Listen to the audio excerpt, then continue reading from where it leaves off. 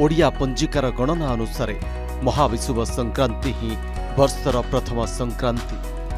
भगवान सूर्यनारायण आज विषुवरेखा उपर अवस्थान करुथिबारु एही दिन को महाविषुव संक्रांति बोली कुहाଯାଉଛି।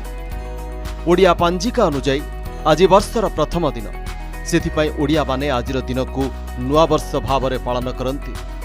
वर्ष आरंभ हेउथिबारु ओडिया परिवार रे देवदेवींक ठारे स्वतंत्र पूजा, भोग और होम आदि करा जाए। आजिठारु वर्षर प्रथम ऋतु ग्रीष्म ऋतुर आरंभ हुए, तेणु शरीर उपरे उत्ताप वृद्धिर प्रभाव को नियंत्रण करिबा पाई आजिर दिन रे पणा पानर परंपरा रहिछि। महाविषुव संक्रांति दिन विभिन्न देवदेवींक ठारे छतु और पणा भोगर विधि रहिछि।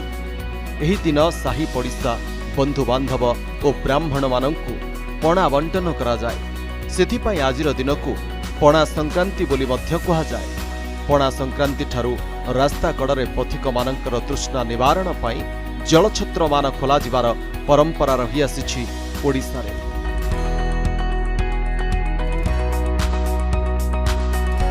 आजिठारु वृक्ष मूलरे जलदानर प्रथा मध्य आम समाज रे प्रचलित।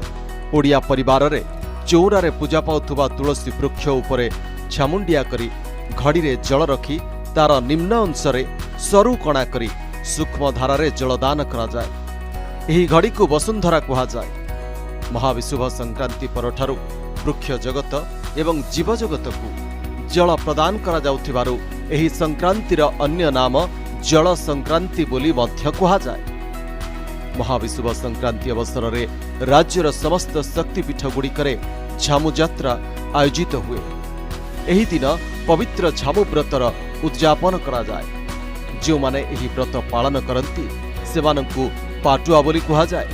व्रत उद्यापन दिन पाटुआ माने देहरे कंटा फोड़िबा और जलंता अग्नि रे चालिबा परि विभिन्न कठोर साधना करिथांती।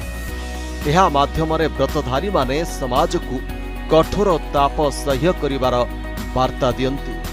गत 2 वर्ष धरी कोरोना जोगु झामु यात्रा उपरे कटकणा लगा जाइथिबा बेले चलित वर्ष विभिन्न शक्तिपीठ गुड़िकरे एहार भव्य आयोजन करा जाउछि। आज दिनर आउ एक बड़ विशेषत्व हेउछि आज संकट मोचन प्रभु हनुमान जयंती। एथिपाई हनुमान मंदिर मानंकरे स्वतंत्र पूजार्चनार आयोजन करा जाइछि। पवन पुत्रंक कृपा लाभ पाई भक्त माने मंदिर रे हनुमान चालीसा और सुंदराकांड पाठ करिथांती।